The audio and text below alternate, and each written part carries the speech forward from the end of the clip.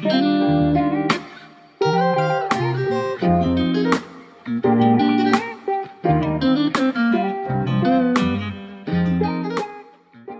Camille Yolaine. Bonjour Sébastien. Enchanté. Je suis très content de te rencontrer aujourd'hui pour un entretien autour de la parution de ton premier roman J'aime, aux éditions Albin Michel, qui va sortir le 2 mai. Merci de nous accueillir dans ce café, qui est un peu ton QG, c'est ce que tu m'as dit, le café Les 5 Marches. Oui, on entend les bruits de café, mais C'est moi j'aime clair, bien. très agréable. Qu'est-ce qu'on a mangé ce midi déjà? Shakshuka. Shakshuka. Ouais. C'est délicieux, Ouais. incroyable. Mais on est surtout là pour parler de ton premier roman Ouais. qui va paraître dans bientôt une semaine. La première question que j'ai envie de te poser, c'est est-ce que tu pourrais te présenter, nous dire qui tu es Ouais. et de quoi parle ce roman? Oui. Alors moi je m'appelle Camille Yolaine. Je vais t'épargner la partie CV études, mais ça fait 13 ans que j'habite à Paris. J'ai toujours voulu écrire, j'ai toujours voulu travailler avec les mots plus tard. Et là du coup je sors mon roman le 2 mai.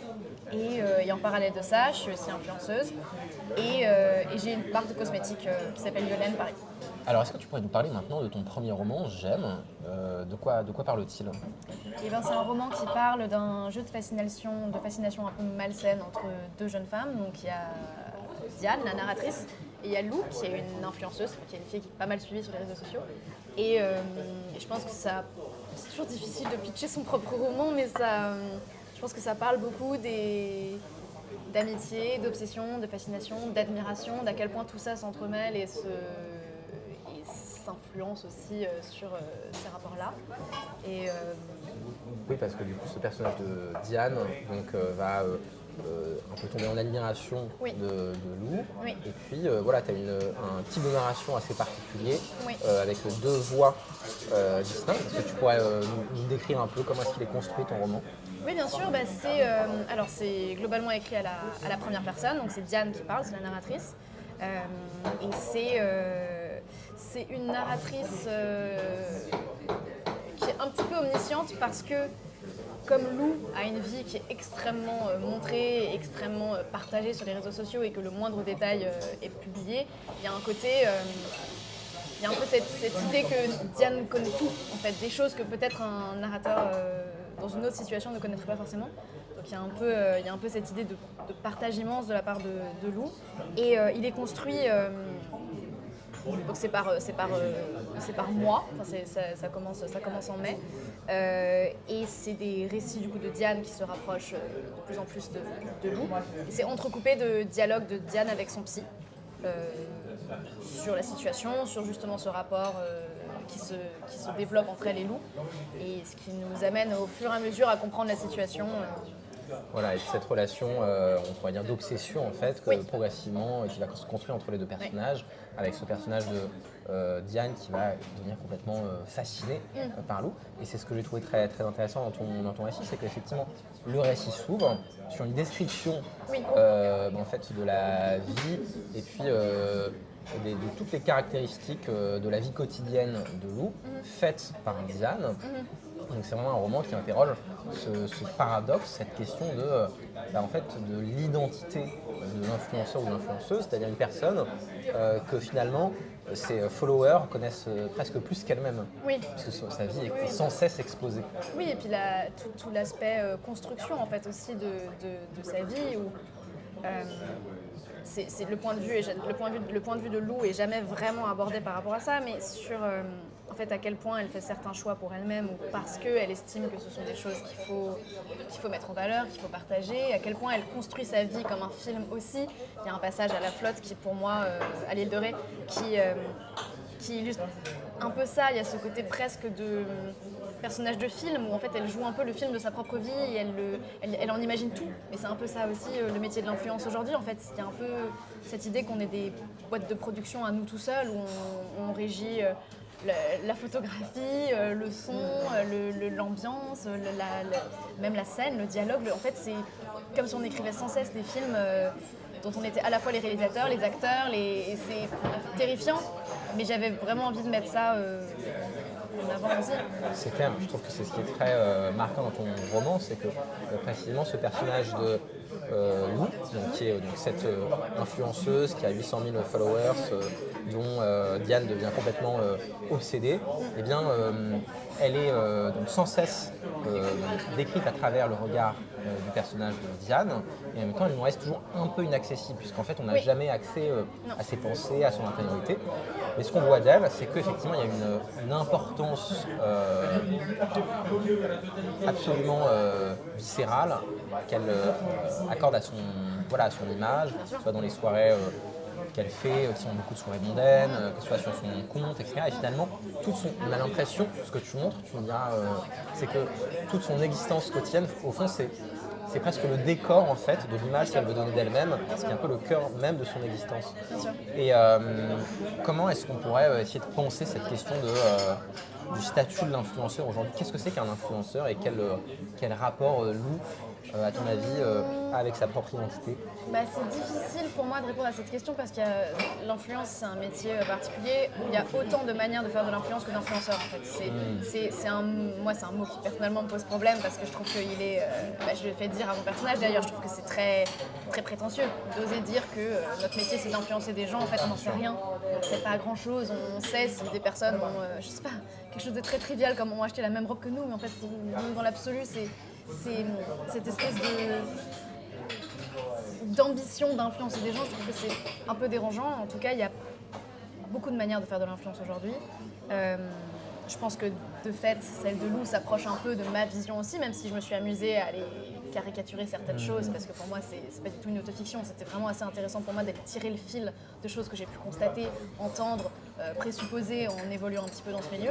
Parler d'Instagram, en fait, au début, c'était pas quelque chose que je voulais faire du tout, j'ai même essayé de l'éviter, mais comme de fait mon personnage évoluait dans ce milieu-là, il a fallu que petit à petit je m'autorise à écrire des choses sur Instagram, alors que je voulais justement pas écrire un roman sur Instagram. Au moment où ce roman m'est venu, je me suis dit non mais il faut surtout pas que ce soit un roman sur Instagram. Pourquoi est-ce que tu voulais pas? Et parce que je pense que j'ai une relation moi-même assez ambivalente à Instagram. C'est quelque chose qui m'est tombé dessus, que j'ai pas vraiment voulu. Où moi, j'ai continué dans cette voie parce que ça m'a permis de rencontrer des gens, des photographes, etc. et de créer des images. C'était vraiment l'aspect artistique qui me plaisait en fait. Et tu l'as pas voulu parce que tu avais d'autres ambitions peut-être à ce moment-là? Parce que je pense que moi-même, j'étais pétrie de préjugés par rapport aux influenceurs. Parce qu'on était, au moment où ça m'est arrivé, bon, il y avait encore il y avait des grands courants d'influence. Aujourd'hui, c'est encore plus flou, ça n'arrête pas de bouger l'influence. Il y a TikTok aussi qui a pas mal bouleversé.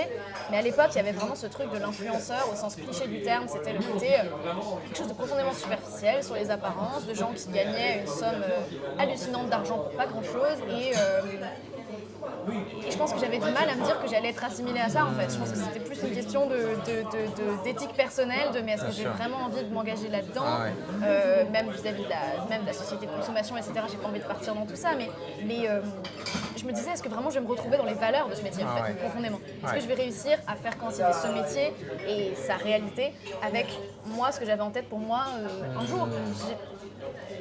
Et encore une fois, aucun jugement de valeur. Moi, je respecte énormément les influenceurs stars qui sont très suivis. Il n'y a pas de hiérarchie entre certains types d'influenceurs et d'autres influenceurs. Et donc, tu disais que quand tu as commencé, en fait, tu voulais pas devenir cette figure-là. Est-ce que tu penses que ce statut d'influenceur a changé depuis le moment où tu as commencé? Est-ce qu'aujourd'hui, on porte un regard différent sur les influenceurs qu'on le portait à l'époque? Parce qu'à l'époque, effectivement, c'était peut-être quelque chose un peu moins considéré qu'aujourd'hui. Alors qu'aujourd'hui, et ton roman le montre, il y a un vrai poids des influenceurs sur l'économie même en fait, c'est-à-dire que par exemple, je pense à cette scène où il y a deux acteurs qui sont partagés en story sur le compte de Lou. En fait, tu te dis toi-même qu'en fait ça va être une aide assez forte pour leur carrière. Est-ce que ce métier a évolué finalement?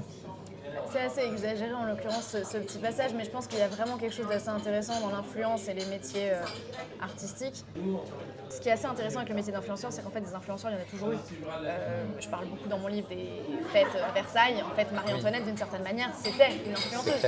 C'est juste qu'elle n'avait pas un portable, mais il y avait vraiment cette notion de plusieurs regards qui convergent au même endroit et qui veulent adopter la manière de vivre, la manière de s'habiller, la manière de parler. Enfin, je prends l'exemple assez extrême de Marie-Antoinette, mais même dans notre quotidien, je pense qu'on a tous ça en fait. La vie, c'est aussi ça, c'est des énergies, des influences, est-ce que telle personne que je vais croiser dans la rue va m'inspirer? Est-ce que un ami d'amis que je viens de rencontrer va m'inspirer? Et je pense que les influences, en fait, on passe notre temps à être soumis à des influences d'une certaine manière. Et c'est ça qui fait aussi qu'on s'élève et qu'on se réajuste sans cesse. C'est ce qu'on disait avant sur trouver sa vérité.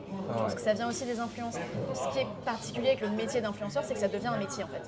Et que ça devient quelque chose où en fait ton rapport à ton métier, c'est de te dire que tu vas inciter des gens à faire quelque chose et c'est cette vision d'influence purement mercantile qui me pose un petit peu problème. Je pense notamment à toute cette vague d'influenceurs de télé-réalité qui sont là que pour gagner énormément d'argent en vendant des produits, en abusant de la crédulité ou justement de cette obsession des gens. Ça me pose problème. Après, je pense que c'est un métier qui a énormément de visages, qui a presque autant de visages que d'influenceurs en l'occurrence. Je pense qu'il y a des grandes familles peut-être d'influenceurs.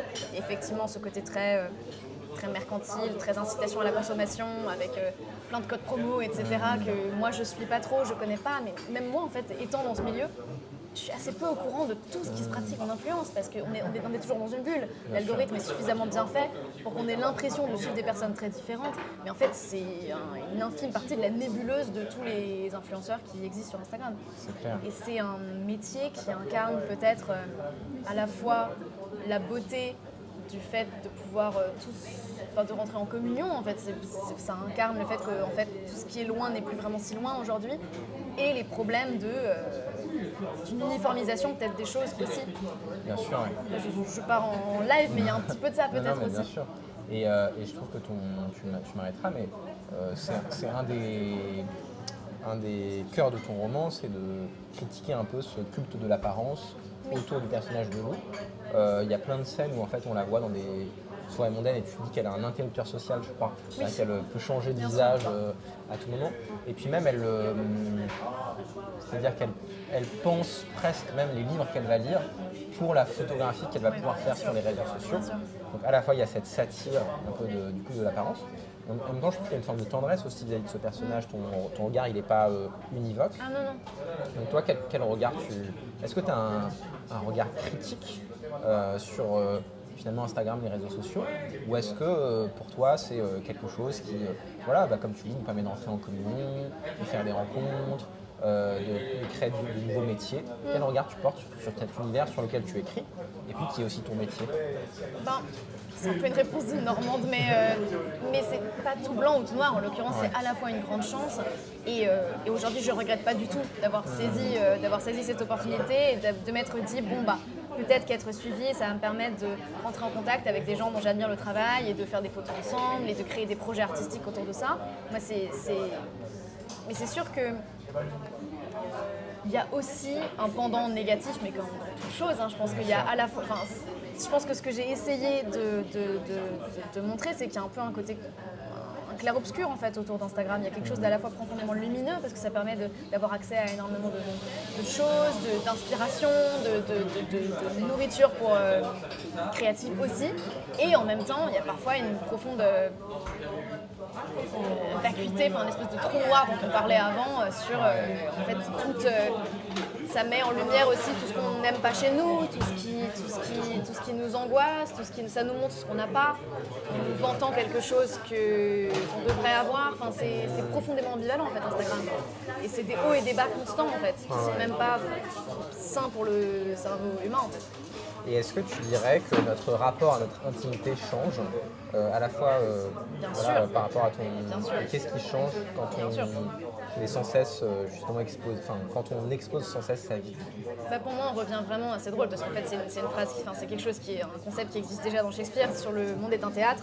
Je trouve qu'aujourd'hui, Instagram va vraiment porter ça à l'extrême. En fait, aujourd'hui, le monde devient un théâtre et je pense que moi, ça m'est arrivé d'entendre des conversations de personnes qui disent « Ah, je vais partir en vacances à tel endroit parce que ça fait plusieurs fois que je vois des gens qui sont sur Instagram et ça a l'air trop bien. » Et je pense que c'est une caisse de résonance en fait, Instagram de la société, mais portée de manière un peu extrême. Tout est un peu amplifié en fait dans Instagram. On ne sait pas si la vérité vrai.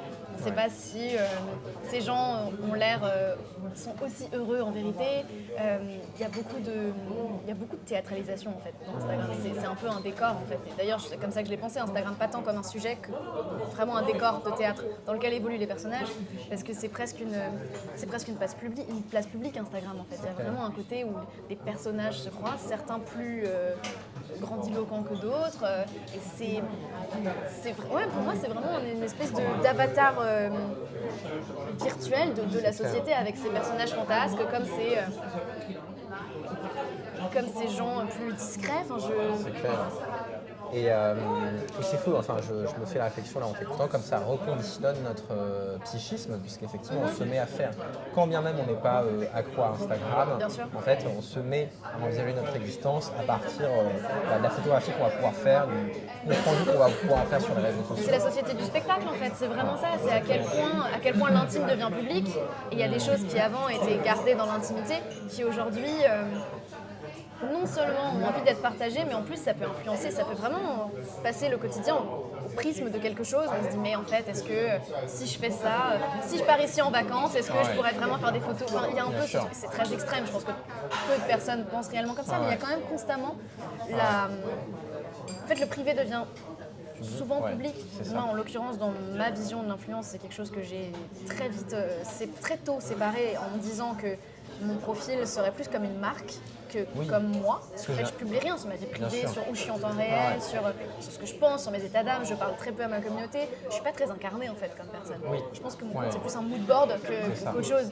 Et moi, je pense que moi, j'estime que c'est ce qui me sauve mentalement aussi, parce que même en mettant énormément de distance par rapport à ce compte et à ce métier, je me retrouve quand même effectivement parfois en vacances à être parasitée par ces pensées de ah c'est vrai que c'est joli comme décor, ça ferait une jolie photo. Bien sûr. Chose que je me dirais, que je me serais dite avant d'être influenceuse, parce que c'est une question d'esthétisme aussi, mais j'aurais pas instinctivement pensé à le mettre en scène non plus. Il y a une notion vraiment de théâtre, de mise en scène, de costume, de texte presque à interpréter. Il y a vraiment une interprétation de l'influence.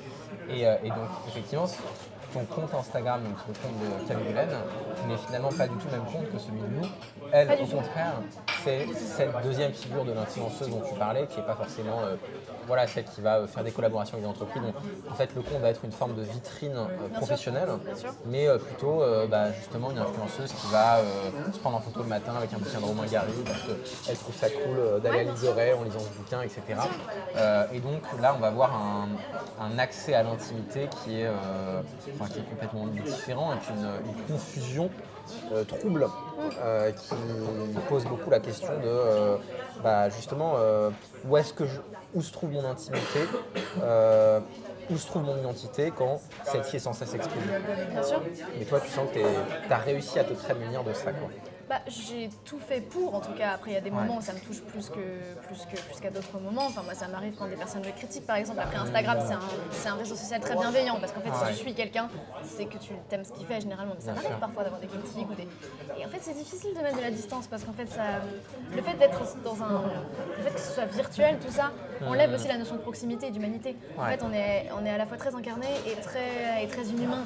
Je pense que les gens oublient Ce qui est assez intéressant, c'est que c'est pas le cas avec ceux qui font le chemin inverse. Par exemple, des acteurs, et c'est quelque chose que tu mentionnais avant, il y a des acteurs qui aujourd'hui, de facto, se retrouvent influenceurs. Et donc c'est une partie de leur métier aussi. Je pense à un Pierre Ninet, par exemple, qui est extrêmement suivi.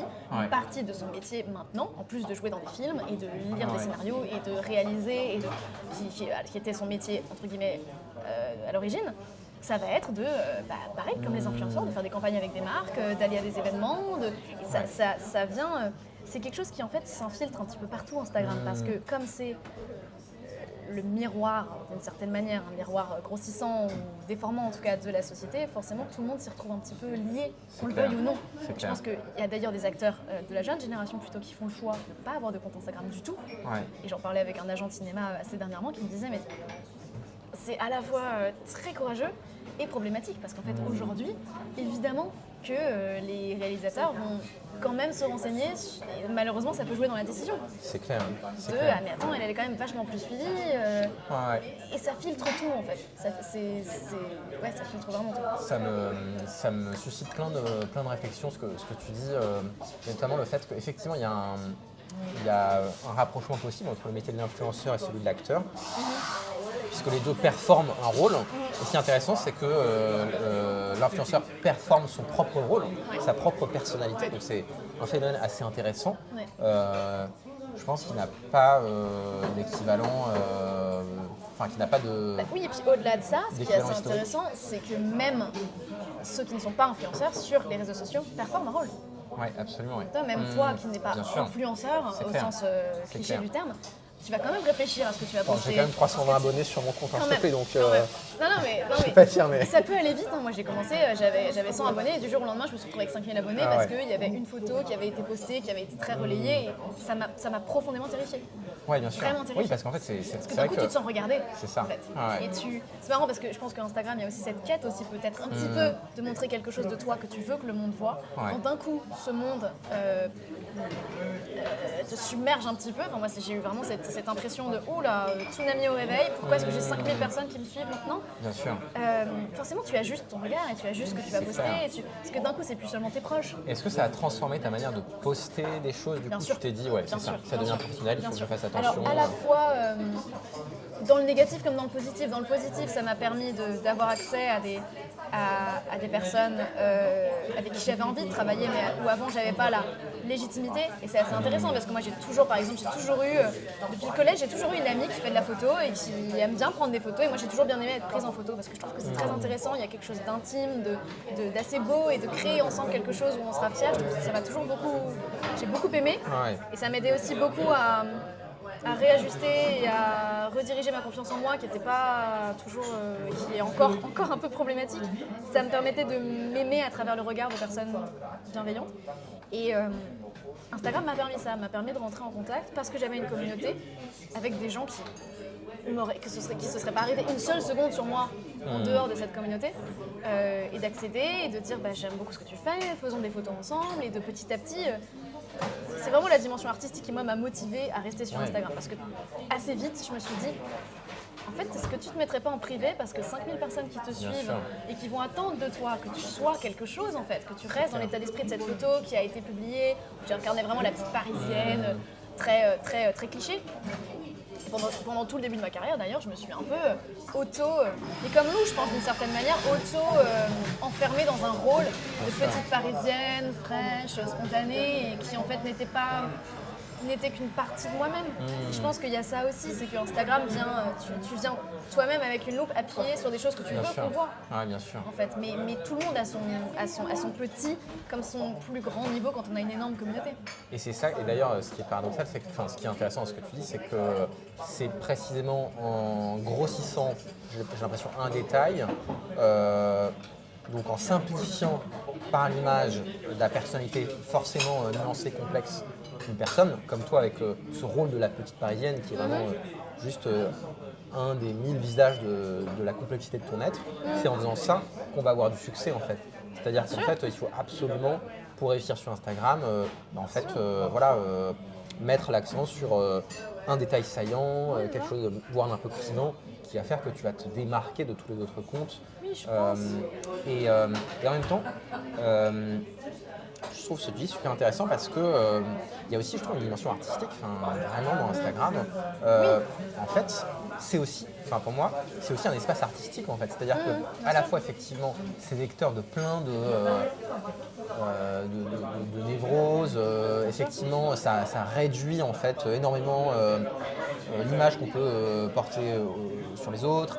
Évidemment, il y a toute cette dimension de culte de l'apparence dans Instagram, et en même temps, moi, il y a plein de comptes que j'aime, dont le tien d'ailleurs, je le trouve très très beau, aussi pour leur qualité esthétique, visuelle, graphique. Et j'en parlais avec quelqu'un que j'aime beaucoup, qui est romancier, qui s'appelle Théo Cassiani, qui a publié un roman qui s'appelle Rétine. Et en fait, ce qu'il me disait, pour moi, vraiment, l'influenceur ou l'influenceuse, c'est un ou une artiste. Ça peut être un ou une mauvaise artiste, mais il y a une dimension vraiment artistique dans le fait de créer du contenu sur Instagram. Et Qu'est-ce que tu penses de ce lien entre l'artiste et l'influenceur? Est-ce que ça te parle ou est-ce que pour toi c'est différent? Alors, je pense que je nuancerais. Je pense qu'Instagram n'est pas nécessairement un espace artistique, mais Instagram est indéniablement un espace de création. Ouais. C'est un espace de création, c'est sûr. Et d'ailleurs, un des termes dérivés, pour pas dire influenceur, c'est créateur de contenu. Ce qui me pose clair. problème aussi, Ah parce ouais. qu'en fait, contenu, c'est Ça veut rien dire. très large, Enfin, ça ouais, veut rien clair. dire. C'est Ouais. créer des photos avec un super photographe à l'argentique, c'est tout autant Bien du sûr. contenu qu'un reel à l'iPhone fait en 2 minutes. Ah Enfin, il y a un problème de... Le vrai dilemme que j'ai moi par rapport à Instagram pour juger Instagram ou pour porter un regard sur Instagram, c'est qu'il y a tant de valeurs différentes et tant de choses qui vont changer radicalement d'un profil à un autre que c'est difficile pour moi de dire que c'est un espace de création artistique Ah ouais. pour autant. Un espace de création, c'est sûr. Parce qu'en fait, je pense que tous, on se dit, en faisant une photo, en faisant une vidéo, en montrant une partie de notre être sur Instagram, qu'elle soit trafiquée ou non, on a un regard. C'est un espace où on exprime un regard sur quelque chose. Artistique, je sais pas, parce que... Je sais pas, peut-être parce que je suis snob en fait, hein, mais pour moi l'art c'est quelque chose, c'est encore autre chose. Bien sûr. Et même moi je pense pas faire quelque chose d'artistique, je pense que j'ai une démarche un peu plus artistique que Oui. d'autres créateurs de contenu, mais j'aurais pas la prétention de faire de l'art, je me sentirais comment dire, pas légitime Oui, bien sûr. dans le fait de dire ça. Mais alors, pourtant, moi, j'ai eu l'impression de discerner une continuité entre l'esthétique de ton compte Instagram et l'esthétique de ton roman.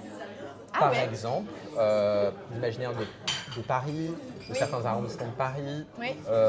certains auteurs, je sais pas, Jacques Demy, François Truffaut, je crois que tu le cites Ouais, aussi. François Truffaut, il doit y avoir, Aragon. ça commence par Belle de jour, il y a beaucoup Aragon. Belle de jour, exactement. Ouais. Enfin, en fait, plein d'auteurs qui ont travaillé cet imaginaire, cet univers, en fait, d'un Paris un peu romantique, en fait. Bien tu sûr. vois. Et donc, en fait, je trouve qu'il y a une continuité esthétique entre les deux, quoi. Ok. Non, Voilà, mais mais c'est c'est vrai. juste un- Non, mais c'est intéressant. C'est Ouais. vrai que c'est intéressant. Et je pense que, de fait, Lou n'est pas un avatar romanesque de qui je suis. En fait, c'est assez intéressant parce que même Lou, c'est un personnage que j'ai construit. Ouais. Aucun personnage dans mon... Mais y compris encore aujourd'hui dans ma tête, n'a vraiment de description physique. En fait, je sais même pas vraiment à quoi il ressemble. C'est juste qu'à la fin, même Lou, je l'avais construit pendant tout le livre sans vraiment me poser la question d'à quoi elle ressemble. J'avais un peu calqué des critères de beauté standards qui sont très mis en avant par Instagram, avec le corps parfait, tout ça, parce que c'est des projections en fait. Faux, c'est évidemment que je discutable, mais et à la fin, je me suis vraiment dit, ce qui serait drôle pour créer la confusion, ce serait de la faire blonde avec des taches de rousseur. Pour que les gens se posent la question. Mais c'est évidemment pas, ce serait avoir une très haute opinion de moi-même que d'avoir créé ce personnage en étant un avatar virtuel, donc romanesque, en tout cas pas du tout, mais évidemment que Lou, quand même, elle est un peu infusée de choses que j'ai pu penser moi, et parce que je pense que évidemment, il y a des choses que elle est nourrie aussi de tout ce qui moi me nourrit, parce que ce personnage il est quand même j'avais envie de le sentir proche de moi. J'aurais pu faire un roman sur Instagram avec une Instagrammeuse ou une influenceuse très éloignée de ce que je suis, mais ça aurait été faux, je pense, ça aurait été faux. Il y aurait eu un prisme de lecture, alors que là je me suis dit, il faut que tu sois un peu... Il faut que tu ouvres certaines parties de ton être, et ça a été très drôle d'aller piocher dans des... Parce que moi je déteste les événements mondains par exemple, c'est quelque chose que je fuis parce que je ne m'y retrouve pas, parce que je me sens pas à ma place, je m'épanouis vraiment pas dans ces moments-là, contrairement à mon personnage en l'occurrence qui adore ça. Mais je me suis forcée à y aller à des moments pour être en spectatrice en fait, plus qu'actrice. Et je pense que c'est un des grands dilemmes que j'ai moi par rapport à ce métier, c'est que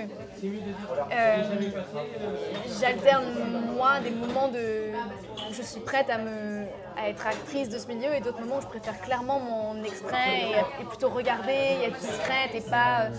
Après je suis Gémeaux donc je suis double, mais je pense qu'il y a ces grandes périodes il y a des moments où je vais profondément aimer ça et ça va me nourrir, et des moments où ça va m'angoisser profondément. Ah ouais. Et est-ce que ce personnage de Lou crée cette relation assez étrange avec Diane, en fait, On ne sait jamais vraiment comment la définir cette relation, moi je Oui. trouve, parce que c'est de l'amitié, et c'est une amitié qui est difficile, ouais. toujours, comment dire, inégalitaire, enfin il y a toujours une Intéressé en supériorité, tout cas, il intéressé, y a etc. un vrai Ouais. rapport de force, mais on ne sait pas Ouais. vraiment qui mène la danse non plus. C'est ça exactement. C'est, ouais, je pense qu'il y a un côté danse macabre presque. Ouais. On sent qu'il y a quelque chose de profondément noir entre les deux, on ne sait pas vraiment qui. C'est difficile d'auto-analyser, mais je pense que. C'est clair. Enfin, j'avais pas envie que ce soit. Et c'était dur, et d'ailleurs, en cours d'écriture du roman, il y a eu un moment donné où je me suis stoppée net dans l'écriture, parce que je me disais, mais ça tient pas en fait. Ça tient pas. Bien sûr, ouais. Qu'est-ce qui tient ensemble? J'ai dû revoir mon livre pour que ça se tienne mieux, pour qu'il y ait des relations communes, pour qu'il y ait des choses, parce que j'ai même fait cet exercice de me dire, mais attends, en fait, toi Camille, en tant que personne suivie, si demain il y avait une fille qui débarquait de nulle part, est-ce que spontanément tu lui proposerais d'aller prendre un café? Est-ce que spontanément tu l'inviterais chez toi? Est-ce que je me suis même, là pour le coup c'est peut-être vraiment le moment où je me suis mise dans la peau de mon personnage d'influenceuse en me disant mais est-ce que ça tient? Et j'ai dû réajuster pas mal de choses parce que effectivement c'est très étrange comme relation. Ouais, C'est clair. Et puis c'est une relation qui est marquée par une vraie obsession. Est-ce que cette, voilà, ma question c'est est-ce que cette obsession, cette fascination d'un follower pour un influenceur, une influenceuse, c'est quelque chose de courant, c'est quelque chose qui existe? Est-ce que tu t'es appuyé sur des faits réels? Est-ce qu'il y a une volonté dans ton roman de dénoncer quelque chose? Est-ce qu'il y a une portée politique ou c'est juste pour toi pas du une tout. trame? Ouais. Pas du tout. Ouais. En fait, Instagram s'est souvent imposé à moi en fait, au fur et à mesure du processus d'écriture et je ne pouvais pas trop le refuser, mais j'ai jamais, c'est pas un pamphlet, j'ai jamais eu la volonté de dénoncer quelque chose. Je pense qu'il y a eu des moments de friction, moi, par rapport à ce métier, que forcément, que j'ai pu entendre de la part d'amis qui évoluent dans ce métier aussi, où je me suis dit que c'était intéressant de le mettre en lumière, mais il n'y a aucune volonté de dénoncer Instagram, et je pense que quand même, ce livre en montre les travers, mais il montre aussi à quel point ça peut aussi être un vecteur d'inspiration, d'admiration, de belles choses aussi, un vecteur de beau. Enfin, malheureusement, c'est vrai. Enfin, malheureusement, c'est drôle, mais ça reste un espace où ça donne envie de faire des belles choses, enfin, de faire des choses qui sont visibles, qui comptent. Après, c'est peut-être parce que je suis une esthète et que moi, ma vision d'Instagram, c'est ça, mais dénoncer quelque chose, non, pas vraiment. C'était apporter une vision sur quelque chose et ce serait très intéressant d'ailleurs de compléter avec de me confronter à quelqu'un qui pense pas du tout la même chose parce que on est tous différents par rapport à ça. Moi, je sais que ça m'est arrivé d'être confrontée à des personnes un peu... oui, qui te vouent une admiration déraisonnable et encore plus déraisonnable quand tu te sens pas... Moi, souvent, je me disais, mais qu'est-ce qu'ils me trouvent en fait? Je comprends pas. Et en plus de ça, c'est augmenté par le fait que ce qu'on met en avant, c'est pas faux, mais c'est forcément une infime partie de qui on est. Enfin, je pense que c'est clair.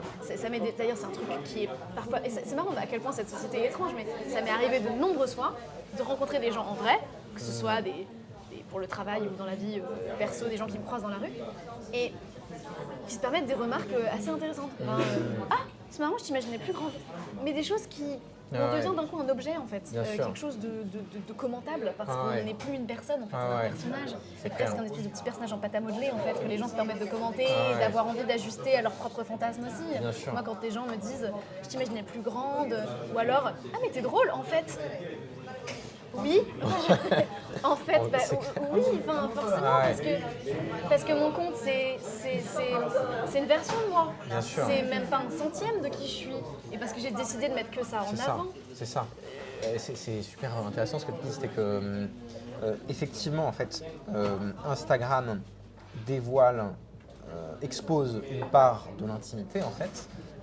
Mais d'une part, c'est une intimité qui se mêle toujours effectivement à la fantasmagorie du spectateur. Oui, et puis en fait, c'est choisi de la part de la personne qui l'a construit. Et du coup, c'est toujours une illusion d'intimité en fait. C'est-à-dire qu'on pense avoir accès à quelque chose de très privé. Enfin, on a l'impression que sur le compte va se dévoiler publiquement quelque chose de l'ordre privé, mais en fait, la nature réelle de la personne qui est derrière le compte échappe toujours en fait à ces quelques clichés mis bout à bout et qui ne font que composer une image factice et très Et en même temps, je pense qu'on pourrait nuancer parce qu'il y a des influenceurs, en l'occurrence moi je fais pas partie de cette école-là, mais il y a des influenceurs qui sont très sans fil sur ce qu'ils ressentent, sur leurs problèmes, sur leur dépression, sur un peu tout, qui pour le coup vraiment ne filtrent rien. Mais même ça, c'est intéressant à questionner. Je pense que quand on aura du recul dans l'histoire, il y aura des écrits qui seront faits sur vraiment les ressorts psychologiques et philosophiques de l'influence, mais je pense que ça dépend de ce qu'on veut donner à voir en fait. Aussi. Et je pense que forcément, après je ne veux pas faire une théorie sur un coin de table, mais je pense que forcément quelqu'un qui donne plus à voir va être suivi par des gens qui veulent toujours en voir plus. Je pense que ma stratégie entre guillemets de dès le début bloquer et de faire de ce compte plus un personnage, un mood board, une marque entre guillemets que vraiment qui je suis moi, ça a été salvateur à bien des égards. Et ce qui va être très intéressant d'ailleurs avec ce livre aujourd'hui, c'est que de facto un livre c'est très intime. Donc je donne quelque chose que je ne pensais pas donner un jour à ma communauté. Je me suis même posé la question de l'écrire sous un autre nom ce livre parce que j'avais peur déjà du préjugé des gens, parce que de fait influenceur égale souvent superficiel dans la tête des gens, donc on se dit... Je me disais en fait, est-ce que je vais être prise au sérieux? Est-ce que mon livre va être pris au sérieux si jamais je l'écris sous mon nom entre guillemets public? Et puis non, c'est très intime, donc pour moi c'est très étrange. Ça me met dans une zone de danger que j'avais pas forcément anticipée. Parce que ouais, c'est bien, mais c'est dangereux. Parce que comme je bloque beaucoup de choses et que je donne peu, et je donne en tout cas des choses qui sont très construites, qui sont très pensées et que je mets avec beaucoup de distance en fait. Ça devient un objet plus qu'un sujet. Enfin, c'est plus moi vraiment sur Instagram. Là, c'est moi. Enfin, mon livre, c'est une part de mon âme en fait. Donc, bien sûr, donc c'est vertigineux. Ça fait très peur. Oui, c'est intéressant. Ça te permet de mesurer à quel point dans ta propre pratique d'Instagram, finalement, la littérature, en comparaison, est un accès infiniment plus direct et réel au dévoilement de l'intime qu'un compte sur un réseau social. Quoi. Bien sûr. Ouais, ça c'est intéressant. Et ça va être intéressant aussi de voir les personnes qui me suivent. Est-ce que combien d'entre elles vont vraiment me suivre dans cette partie que j'estime être la partie la plus sincère de moi en fait. Tu sais si ton roman est attendu par ta communauté? Oui, j'ai eu beaucoup de retours. Ouais, j'ai eu beaucoup de retours. C'est intéressant pour moi l'approche que j'ai vis-à-vis de ce lancement. J'ai pas envie d'en faire un objet marketing et en même temps je suis fière. Donc j'ai forcément envie d'en parler, de le partager. C'est intéressant aussi pour moi de voir qui répond à cet appel, parce qu'évidemment quand j'ai lancé Mes Rouges à Lèvres, c'est pas du tout la même chose. C'est profondément un objet, c'est une marque, c'est quelque chose de profondément différent d'un livre. Et pour moi c'était important de faire aussi une distinction entre les deux, mais de fait c'est deux créations, donc c'est très difficile pour moi de m'y retrouver. Je pense que peut-être que dans 6 mois ou 1 an, je relirai tout ça et je me dirais c'est intéressant la manière dont tu as fait les choses. Mais là je suis trop dans le nerf de la guerre pour me rendre compte vraiment de ces choses-là, mais oui.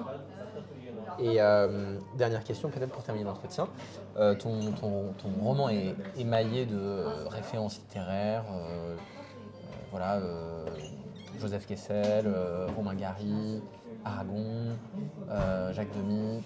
Est-ce que tu pourrais choisir parmi toutes ces références peut-être un livre ou un film et nous dire pourquoi il te plaît particulièrement, ou nous donner envie de le lire ou de le voir? C'est dur. Parmi ces références-là ou ça de manière générale dans ma vie, je pense que... Oh là là, c'est dur ce que tu me demandes. Franchement, moi je pensais que tu me dirais allez, donne-en 3. Tu vois, là tu me demandes... Si tu veux, je resserre la sélection. Non, mais tu veux dire seulement purement littérature ou purement cinématographique? Non, mais on pourrait prendre La promesse de l'aube de Romain Gary. Ouais. Belle de jour de Joseph Kessel. Ou Les parapluies de Cherbourg de Jacques Demy. Et t'expliquer pourquoi en choisir exactement. un. Ouais. Je pense que instinctivement j'aurais envie de me diriger vers La promesse de l'aube parce que c'est l'écriture qui est mon premier amour en ce qui concerne les arts. Avant de m'intéresser au cinéma ou à la peinture, etc., c'est quand même avant tout l'écriture. Et en plus de ça, La promesse de l'aube, c'est particulier pour moi parce que c'est un livre que j'ai lu l'été où j'ai commencé à écrire ce livre. Et je me souviens que j'étais en terrasse, j'étais à l'île de Ré en terrasse et je lisais ce livre et je riais à gorge déployée, mais toute seule sur ma terrasse parce que je trouve que c'est l'écriture de Gary est de toute manière, je sais pas comment dire, mais enfin, ça m'a bouleversée. C'est à la fois profondément touchant, il y a des moments qui sont vraiment mais, hilarants, et il faudrait que je le relise d'ailleurs parce que il y a des livres que je lis comme ça régulièrement. L'insoutenable légèreté de l'être, j'essaie de le lire tous les ans parce que je trouve qu'il y a des choses qui résonnent à des moments différents et des choses qu'on n'avait pas forcément vues qui vont d'un coup nous sauter aux yeux un an après. C'est clair. Et non, moi, la promesse de l'eau pour le souvenir et pour ce moment en fait, c'est l'été où je me suis autorisée à écrire en fait, et à écrire vraiment et à aller au bout de et à dépasser la posture presque de rêve de gosse, de un jour je serai écrivain. Je pense que pendant longtemps je me suis nourrie de ce mythe personnel de un jour t'écriras, un peu une espèce de certitude au fond. Oui mais un jour t'écriras. Et là en fait juste le fait de se dire attends, c'était une posture ou est-ce que tu vas avoir le courage de le faire en fait? Parce que si ça se trouve juste tu t'es projeté sur ça toute ta vie. Et cet été-là, j'ai lu beaucoup de choses, j'ai lu beaucoup de choses, je lis trop d'ailleurs, c'est problématique pour mon budget, pour mes valises, mais je me souviens très bien du moment où je l'ai lu. Et c'est un livre qui m'a beaucoup marqué parce que ça m'a permis de retomber, et comme souvent, amoureuse de la langue, de la littérature, des choses qu'on peut mettre en avant.